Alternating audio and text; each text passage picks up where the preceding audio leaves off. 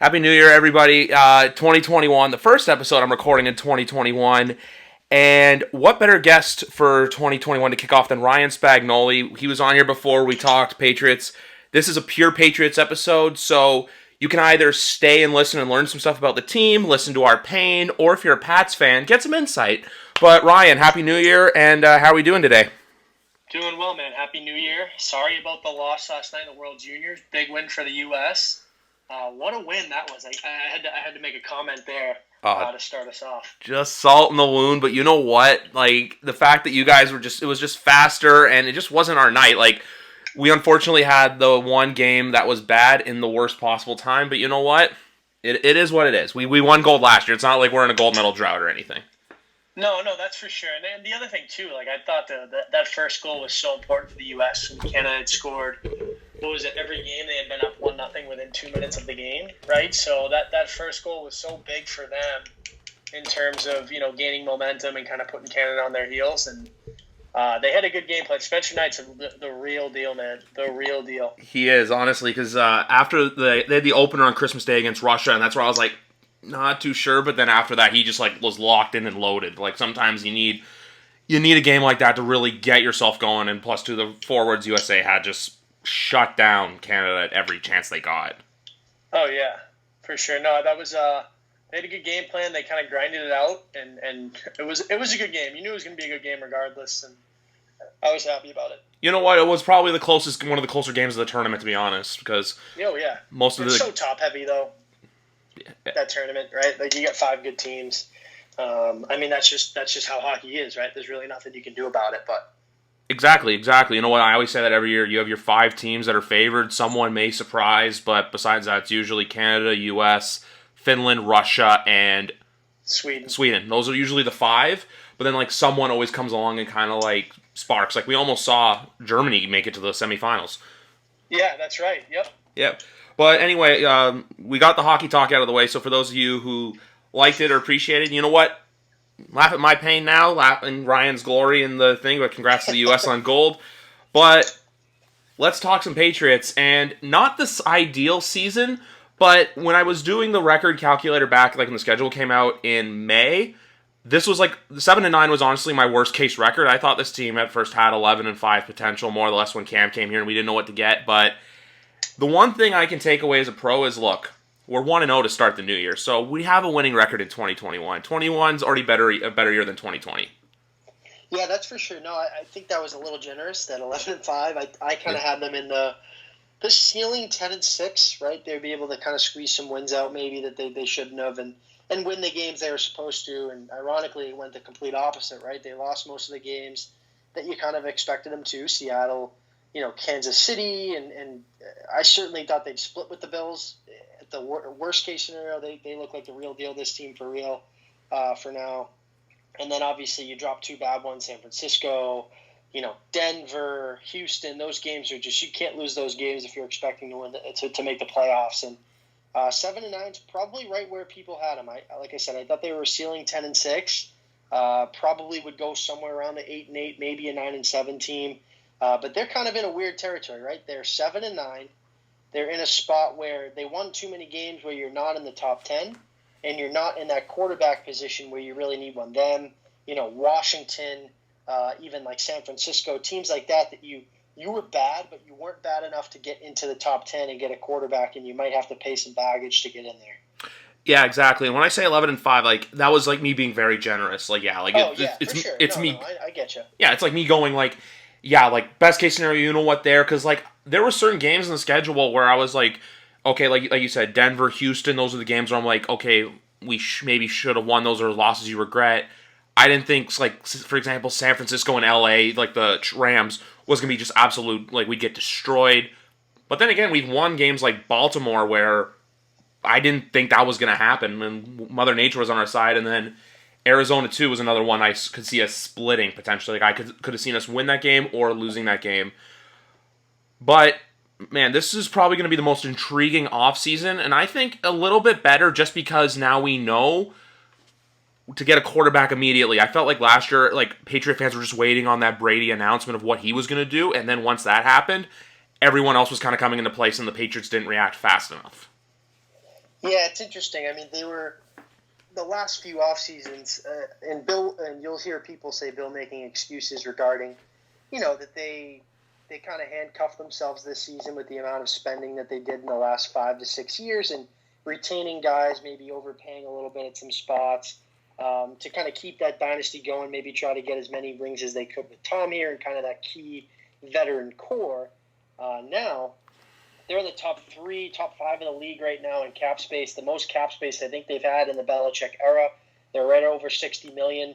They could get some grievance with if Cannon retires, if Hightower retires. You're looking at close to $80 million in cap space. So this is a huge offseason. We've heard Bill kind of reference it several times throughout the year, which makes me think he's super excited about it and really ready to reload this team with the amount of flexibility they have financially. The question is, how much do they use to, kind of in-house to keep guys? They have some key free agents, as well as, going out and spending and improving their roster externally. Yeah, exactly, because I saw the list of free agents, and also, too, whenever I saw your tweet from you on Sunday saying, like, this may be this last guy's game, I'm like, Jesus, I'm getting emotional over here, but... Yeah, that's an interesting one. I mean, White, You've seen Belichick move on from veteran running backs, right? Vet Chamberlain, Dion Lewis, and now James White, kind of all in that similar role, playing certain packages, third down back, can take carries, but certainly can't take the full workload, but are super valuable in their slots. And, you heard Belichick speak very highly of J.J. Taylor a few weeks back. James White's 29, played his lowest snap count. Could be looking at a decent payday somewhere else. And I think I speak for everybody, whatever he chooses to do. Obviously super thankful for what he did, went through so much this year, personally, and kind of really fought through it under the circumstances. And him and Tooney are interesting ones, what they'll do there. I do think they'll move on from both of those guys just because they don't want to pay, top dollar for guys like that where they have replacements there for a cheaper option and younger. Exactly. The only free agent, though, or who's number one on my list besides Jackson, is still David Andrews, just because you know how critical. We saw that in the 2019 season, how crucial like him not being a part of the team was. But I do agree with you with the White situation and Tooney. Like, I wouldn't be shocked if they moved on from him, especially considering he was the franchise tag last year. But with White moving on, I feel like Sony kind of was auditioning for that, to be that new replacement third down back. Hopefully Damian Harris is fully healthy next year because I think he'd get bulk of the carries, and then also to like to work in like Taylor, see how Burkhead is, if he's healthy or not, or fully recovered from the ACL. It's going to be a very interesting offseason. Yeah, for sure. No, I think my three guys, I'm carving out a piece now for Pat's Pulpit, kind of my offseason predictions, which way they should go. And my three, obviously, Jackson will be back. It'll just be at what cost, right? He'll have a first or second round tender on him. So teams that do sign him will have to give up that pick next year and also pay pretty top dollar for him. So he doesn't really have the negotiation rights that he would want as a restricted free agent. I think he will be back. It'll just be at how many years and how much money. That's a guy that you should see back. But for my guys, it's obviously David Andrews, number one. He seems like a Patriot lifer. Saw his exit press conference the other day, kind of choked up in tears, talking about what he went through last year to kind of get back on the field this year and how much, the Patriots have meant to him. And I guess you can take that one way or the other, whether it's, happy, sad or sad, right? But he had mentioned, was so thankful for the Patriots, really the only ones that gave him a shot. He kind of saw himself not being in the situation he has. Obviously, these guys, especially linemen, they may only hit the open market once in their career just because their career length is so short. But that's a guy that I think will stay. I think he's a Patriot lifer, somebody that they view as a core guy going forward. Kind of the passing of the torch from, in the early part of the dynasty, you had those legends like Brewski and Vrabel and Tom, and then the second part, McCourty, right, Brady again, and Gronk and all these guys. Now it's, passing that to the third generation of core Patriot, leaders, and I think Andrews is at the top of that list. I'd love to see Lawrence Guy back. I think what he does in the middle of that defense and that front seven, being able to eat double teams all year long, he's such a crucial piece. And kind of what he does goes super unnoticed on the film, and you don't necessarily focus on that because he plays D tackle.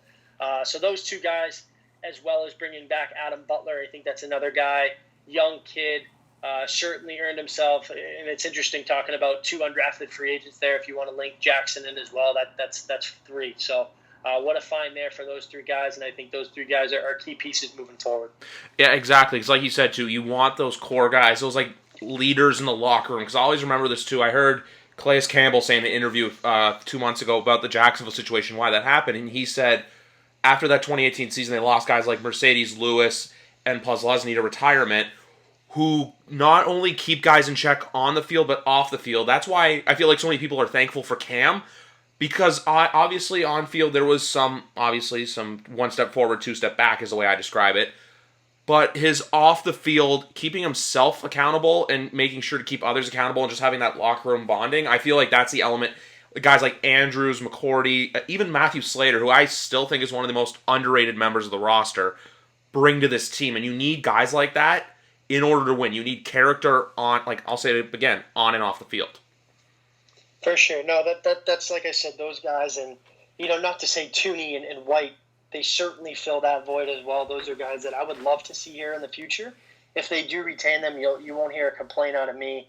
But like I said, I just think from a cap and financial perspective, those are guys that they have replacements. Michael Onwenu certainly, blossomed as a rookie, can step right in and play that Tooney spot, and then you have probably one of the best backfields in the league, most depth at that position. Burkhead is a free agent as well, but I think that's a guy that they'll try to keep around. He's at age 31, someone who can contribute both on special teams and kind of in spurts here.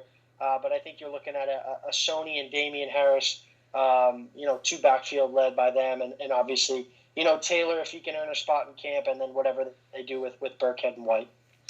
Yeah, exactly. But I'm just also looking at your tweet right here, your pinned tweet about your dream offseason. I sent it to a buddy of mine who's also a Pats fan today, and I said, literally what you have in here is everything I would love to see.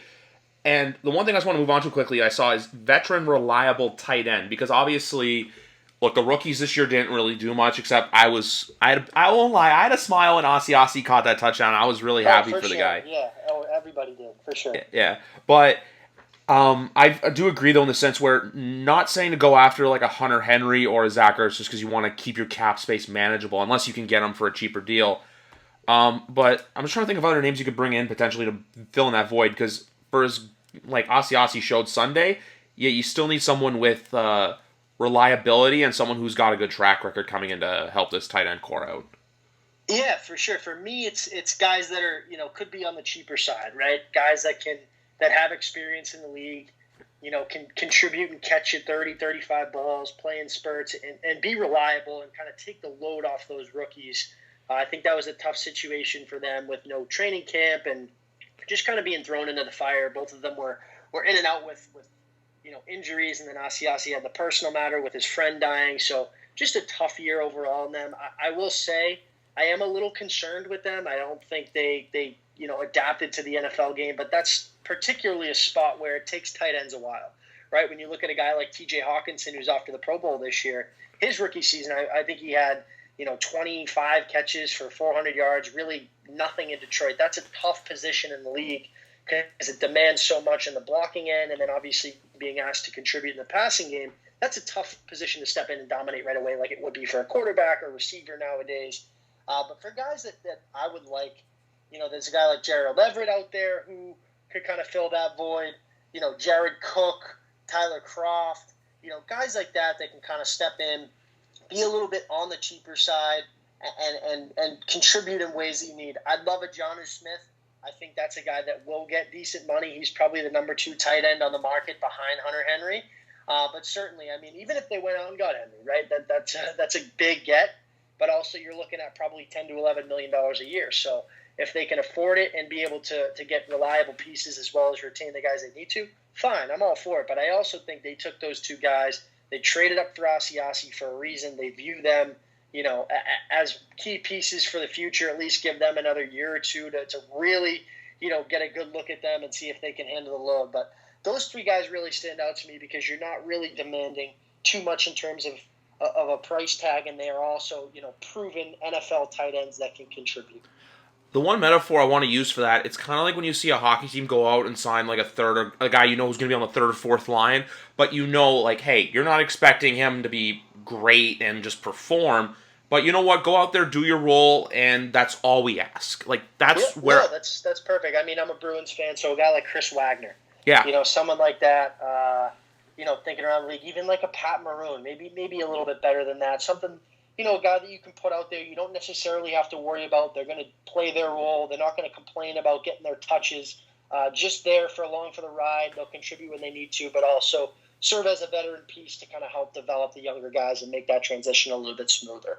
It's kind of like what before he blossomed and was great, but what Ryan O'Reilly was at first before he obviously had his coming out party with St. Louis.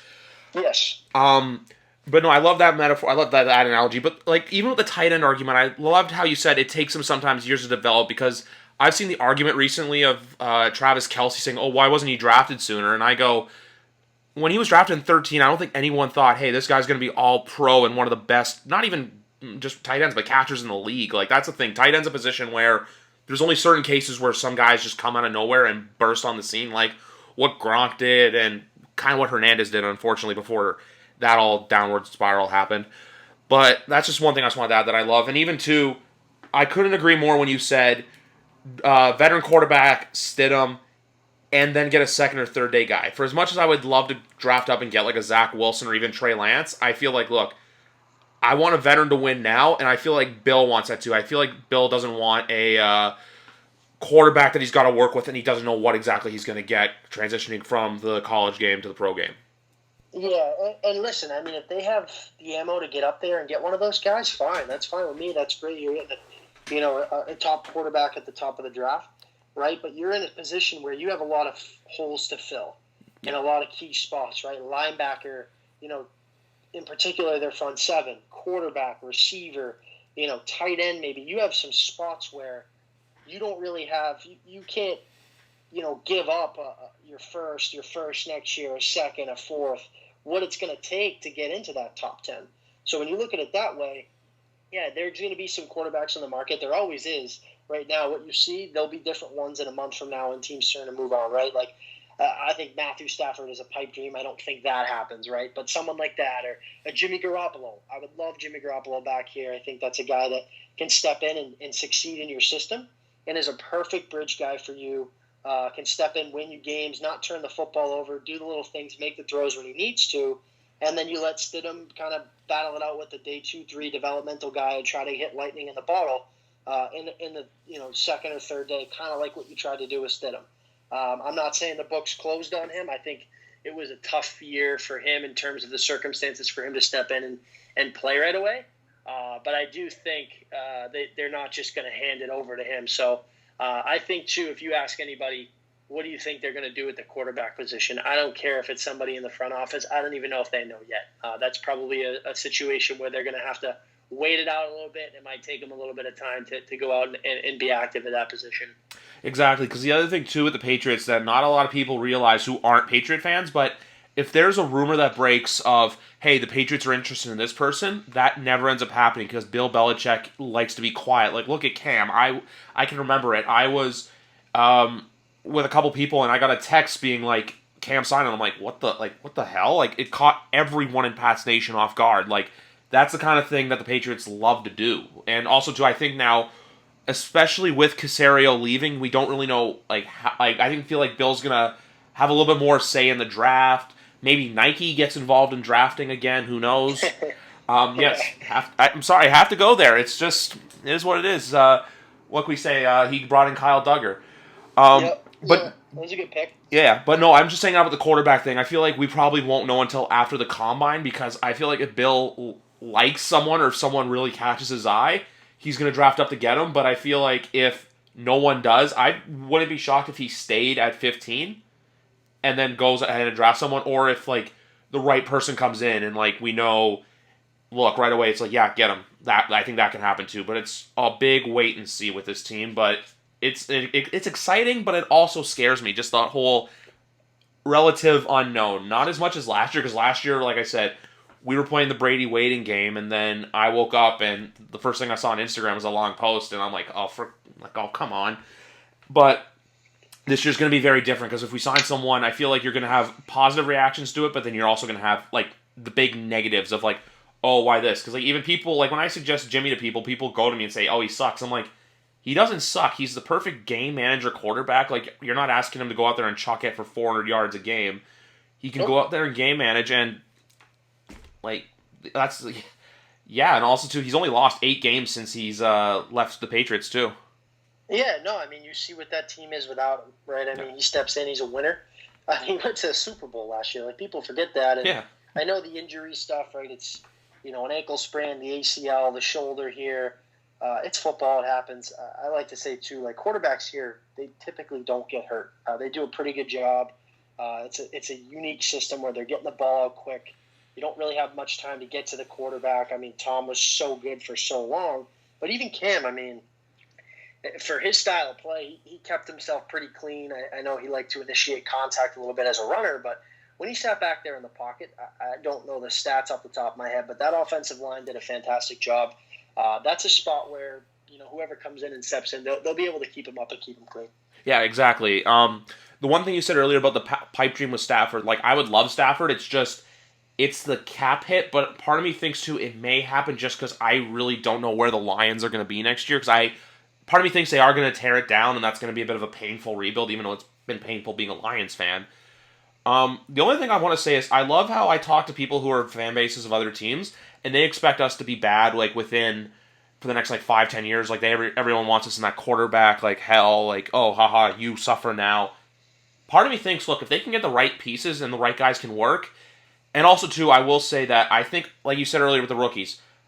A proper offseason this year, you're going to see a lot of that, not sophomore slump, but I think you're going to see a sophomore just like go stock up because guess what? Everyone gets a proper offseason this year, OTAs. I'm sure it'll happen, probably distancing and everything, but having a proper offseason is very key and also I think a reason too why there was so many injuries this year, not just obviously with the Patriots, but league-wide.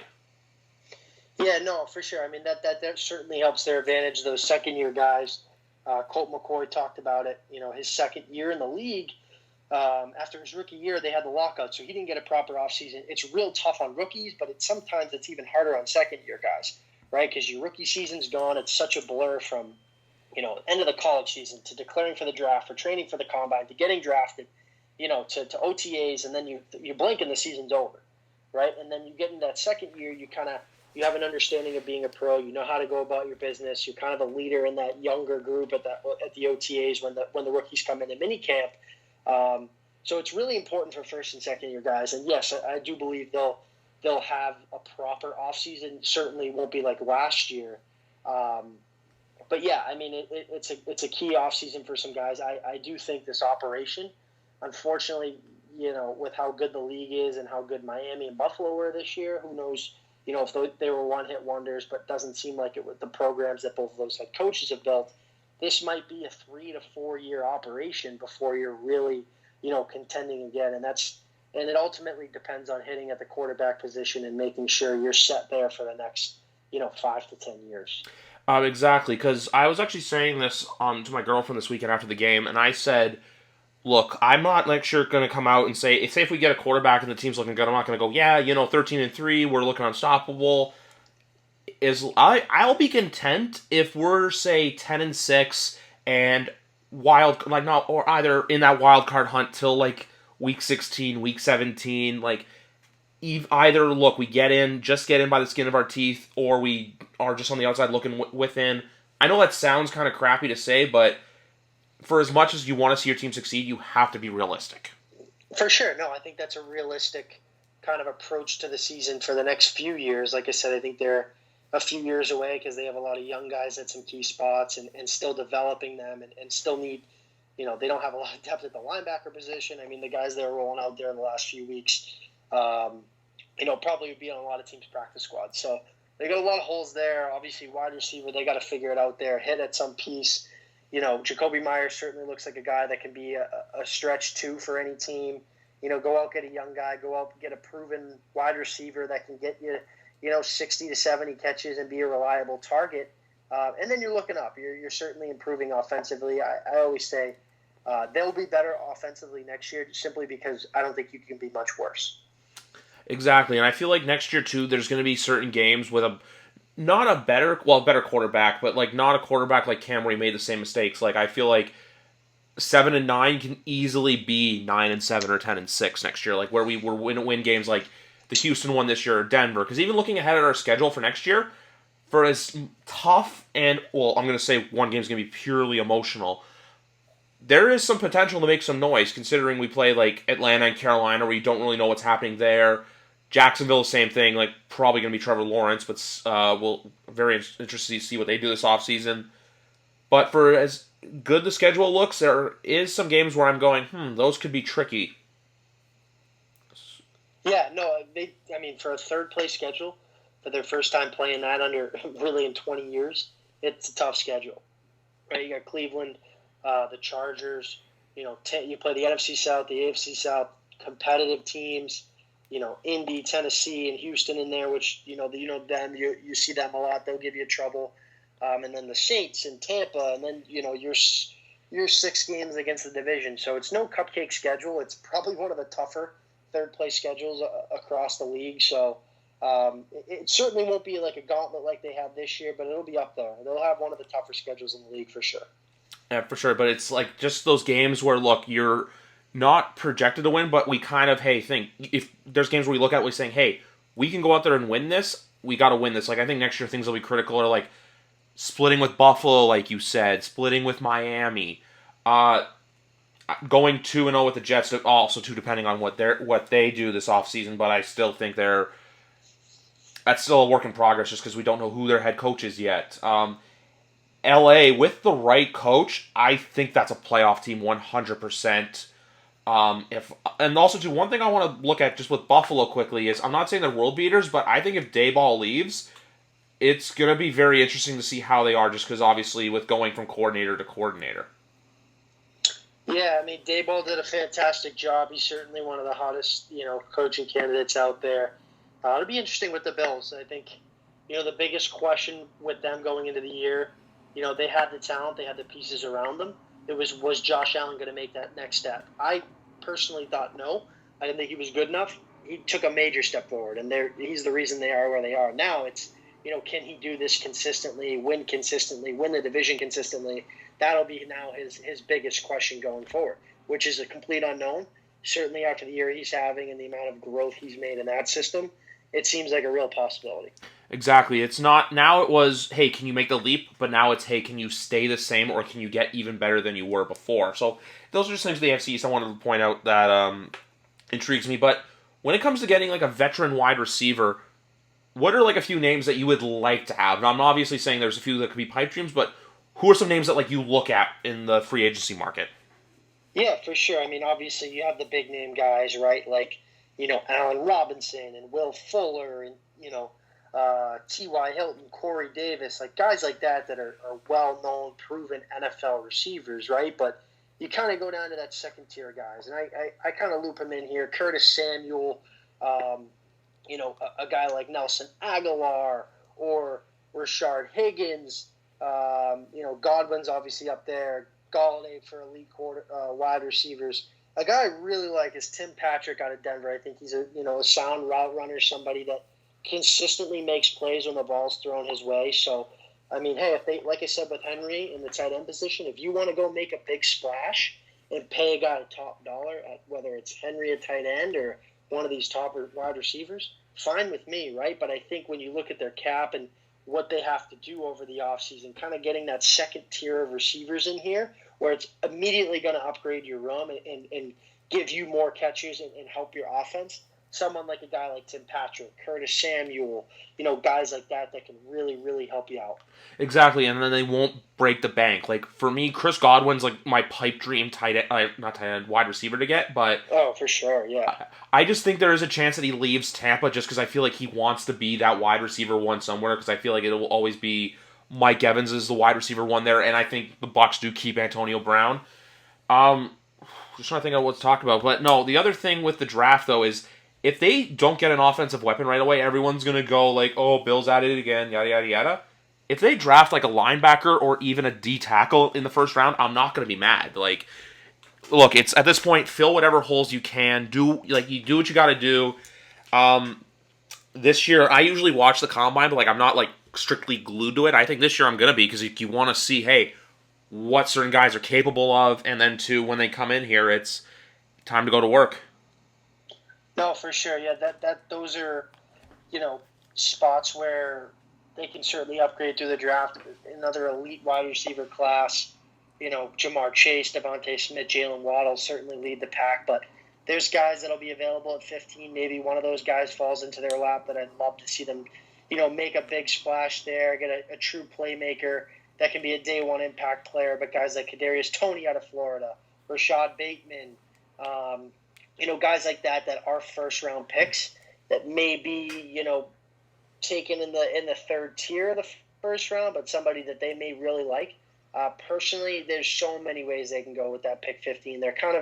I know they're in a tough spot in terms of needing a quarterback, but if you want to trade out and somebody really likes someone there, you'll be able to, maybe move back a couple slots, get the guy that you really like, as well as load up on a second and third, because they did lose their own third-round pick for that Cincinnati debacle.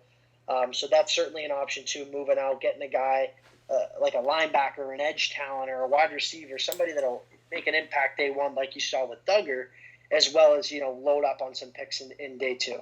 Yeah, exactly. Because, look, if someone's there at the taking, like we saw last year with the Chargers, because also, too, I remember I heard you say this a while ago where you thought that Bill wanted Justin Jefferson, but once he went to the Vikings, you thought, hey, he backed out, but then also the Chargers were clearly gunning for Kenneth Murray.